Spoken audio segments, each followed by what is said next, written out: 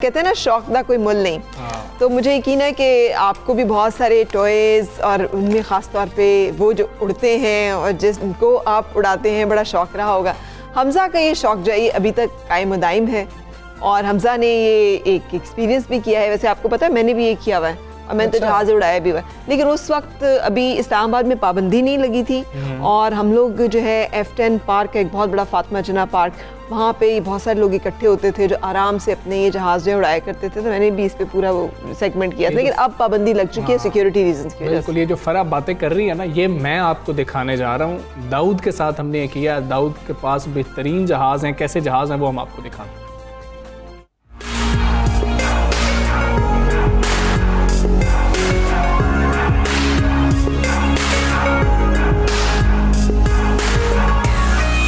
नाजरीन, शौक का कोई मोल नहीं होता, ये तो आप सब ने सुन रखा है, लेकिन शौक पालने की कोई उम्र नहीं होती, उसकी कोई हद नहीं होती। ये आज हम आपको दिखाने जा रहे हैं।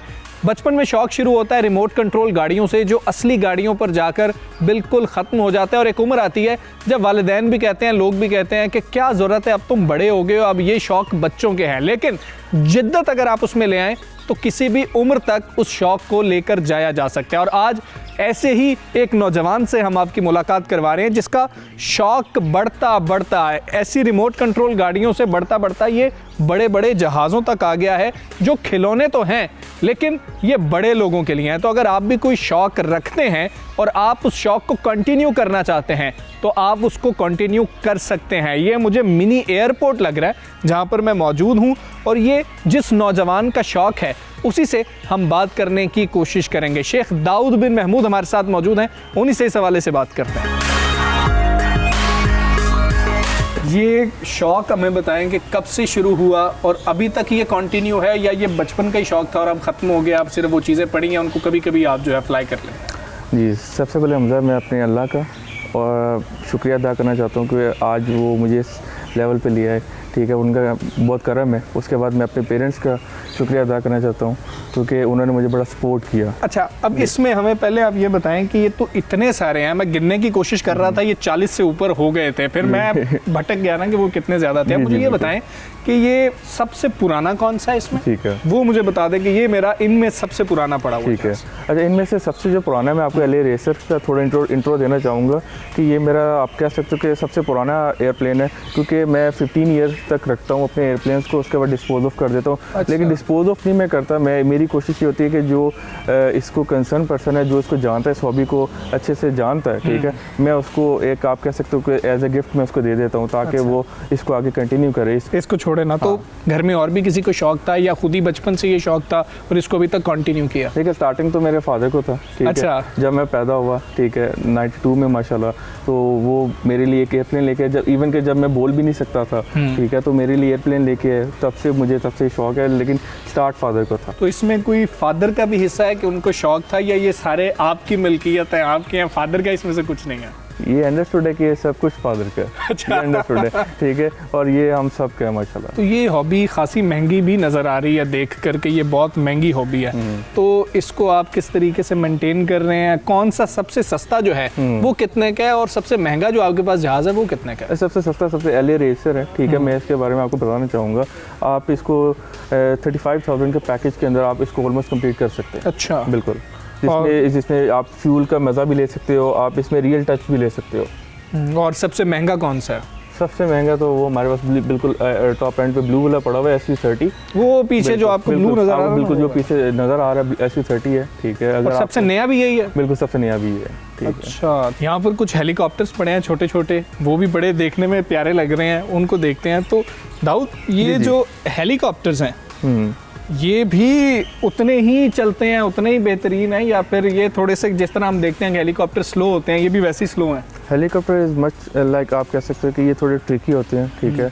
इसमें आपको, आप जैसे हम लोग बात करते हैं 6 सेंस, ठीक है ना, हम लोग जब एयरप्लेन फ्लाई करते हैं तो आपको उसमें 6 सेंस ऑन करने नहीं पड़ते अपने जो माइंड के हैं, ठीक है, बट आपको हेली उड़ाते हुए आपको ये मेक श्योर करना पड़ता है कि आपने इसको बिल्कुल एक्यूरेट लेवल पे उड़ाना है, एक्यूरेट हाइट पे उड़ाना है, आपने इसके हैंग एक्यूरेट लेवल पे करना है। और इसके RPM बहुत हाई RPM होते हैं, 15 to 20,000 RPM पे ब्लेड रन अप कर रहा होता है, इसको स्पिन कर रहा होता है, ठीक है।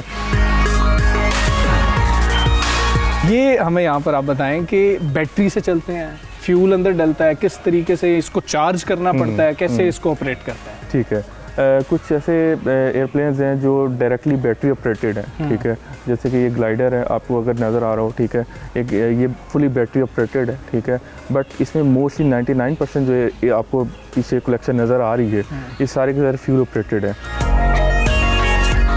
यहाँ पर बच्चों को तो बहुत अच्छा लगेगा कि इस पूरी कलेक्शन के अंदर ये जो मिनी एयरपोर्ट है, यहाँ पर F-16 भी मौजूद है, जिसका नाम हम सब ने सुन रखा है। तो दाऊद से वही जानते हैं ये F-16 है, मुझे तो बहुत खूबसूरत लग रहा है। दाऊद, ये बिल्कुल F-16 जैसा बनाया गया है, इसके पीछे क्या सोच थी, क्या आपने स्पेशल ऑर्डर किया था? बिल्कुल, इसके स्पेशल ऑर्डर किया जाता है, ये कस्टमाइज़ किया जाता है आपकी मर्ज़ी के मुताबिक, ठीक है, जो आपका एक शौक़ होता है, ठीक है। बिल्कुल F-16 है ये। यहाँ पर हम देख रहे हैं कि F-35 भी पड़ा हुआ है। इन दोनों में से बेहतर जहाज़ कौन सा है? हमारे लिए तो F-16 बेहतर है ना? बिल्कुल, हमारे लिए एक ये कौमी निशान है F-16 जो है ना, बिल्कुल मैं इसको बेहतर कहूँगा F-16 को।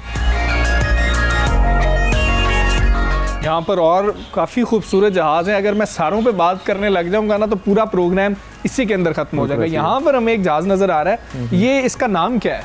वाइपर, इसका नाम है वाइपर। अच्छा, इसमें जो फ्यूल कैपेसिटी है, ठीक है, वो मोर देन 12 लीटर है। अच्छा, ठीक है, हाँ, और ये 12 लीटर इसने विदिन 10 मिनट्स में कंज्यूम कर लेना है।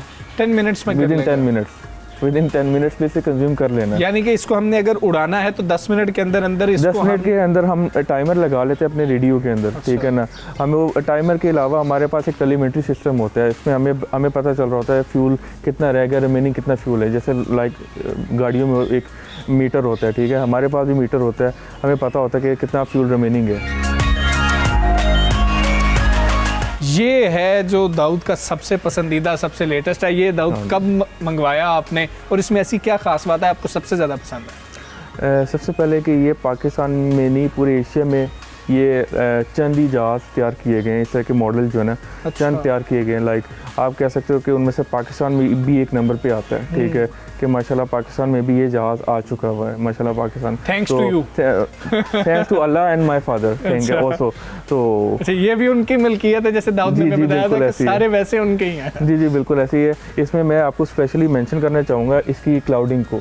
अगर आप इसको क्लाउडिंग को देखें, इसको अगर आप ये फील करें, ठीक है, हम लोगों ने इसको बिल्कुल रियल टच दिया होगा। हम लोगों ने स्पेशल ये रियल टच देने के लिए एक्स्ट्रा पैसे, जैसे मैंने आपको बताया कि हर चीज़ की एक कॉस्ट होती है, ठीक है ना, उसको हमें इनकर करनी पड़ती है, तो वो हम लोग करते हैं। ठीक है, ये इतना बड़ा जहाज़ है, इसमें मुझे लग रहा है कि मैं खुद भी बैठ सकता हूँ। अगर ऊपर सीट बेल्ट बांध दी जाए ना तो मैं इसमें जो है खुद भी फ्लाई कर सकता हूँ। लेकिन ये ख़तरे से खाली नहीं है, क्योंकि मुझे पता है कि दाऊद बता रहे थे कि ये इसकी आवाज़ इतनी ज़्यादा है तो ये चलता कैसा होगा। हमने दाऊद से रिक्वेस्ट की है कि यहाँ पर हम उड़ा तो नहीं सकते हैं, लेकिन सिर्फ टैक्सी की जा सकती है कि इसकी आवाज़ कैसी है और ये चलता किस तरह से है, उसके लिए हमने रिक्वेस्ट की है। तो अब हम इसको बाहर लेकर जा रहे हैं और देखते हैं कि इसकी आवाज़ कितनी है। ये तकरीबन 15 फीट से ज़्यादा फासला है कि मैं पीछे खड़ा हूँ, इस वक्त जहाज़ स्टार्ट है और यहाँ तक हीट आ रही है उसकी।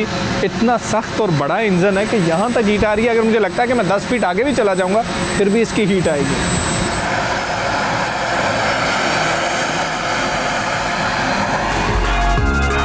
तो इंटरनेशनली कभी आपने किसी कंपटीशन में हिस्सा लिया है? इनके कंपटीशंस होते हैं, कभी सोचा कि हिस्सा लेना चाहिए? और इसके अलावा आपकी क्या हॉबी है?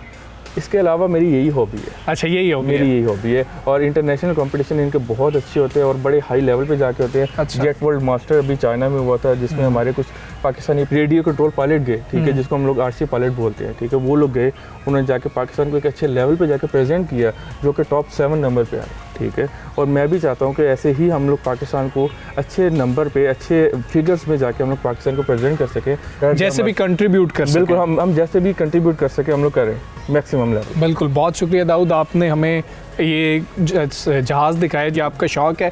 दाऊद की तरह अगर आपका कोई भी शौक़ है, चाहे वो जहाज़ों का है, चाहे आप क्रिकेट खेलते हैं या इस तरह की कोई भी मुनफरिद चीज़ है, तो उस शौक़ को जारी रखें और वक्त के साथ उसमें जिद्दत लाते जाएं और फिर दुनिया में आप पाकिस्तान का नाम किसी तरह भी रोशन कर सकते हैं।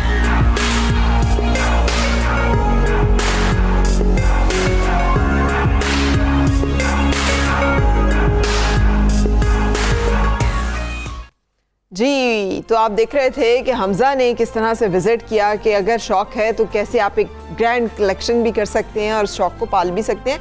लेकिन मैं ये रिक्वेस्ट करना चाहूँगी, और मुझे मालूम है कि पैराग्लाइडिंग होती थी खानपुर डैम के ऊपर, इस्लामाबाद में, जैसे मैंने कहा, हम फातिमा जिन्ना पार्क में इकट्ठे होकर लोग जो है जहाज़ उड़ाया करते थे। फिर सिक्योरिटी रीजंस ये एक्टिविटीज़ बंद है, लेकिन जो लोग इन चीज़ों के शौकीन हैं उनके लिए कोई ना कोई एरिया होना चाहिए जहाँ पर जाकर वो कर सकें। इनका क्लब है, उसका लाइसेंस इन्होंने लिया हुआ है, इनके पास लाइसेंस है। और मुझे दाऊद ने बताया कि जब ये कुछ इंपोर्ट करते हैं तो 2 से 3 महीने लग जाते हैं क्लियरेंस के ऊपर भी, कि ये क्लियर होता है, पता लगता है कि आप उड़ा सकते हैं कि नहीं उड़ा सकते। और इसीलिए जब हमने उनको रिक्वेस्ट की कि यहाँ पे मैं नहीं उड़ा सकता, मुझे इजाज़त नहीं है, तो वो कहते हैं कि किसी दिन फिर जब उधर जाएंगे हम क्लब में तो आपको उड़ा के भी दिखाएंगे। बिल्कुल सही, तो आप उड़ते हुए भी देख सकेंगे।